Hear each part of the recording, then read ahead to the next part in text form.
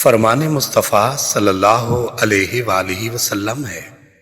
اللہ تعالیٰ نے جب جنت کو پیدا کیا تو اس سے فرمایا کہ کلام کر۔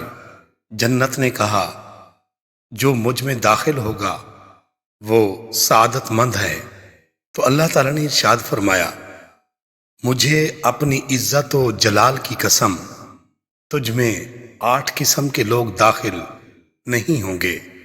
شراب کا عادی، حرام کاری پر اصرار کرنے والا، چغل خور، دیوس یعنی جو اپنے گھر میں بے حیائی کی بات دیکھے اور منع نہ کرے، ظالم سپاہی، ہجڑا جو عورتوں کی حیت اور صورت اختیار کرے، رشتہ داری توڑنے والا، اور وہ شخص جو خدا کی قسم کھا کر کہتا ہے کہ فلاں کام ضرور کروں گا پھر وہ کام نہیں کرتا۔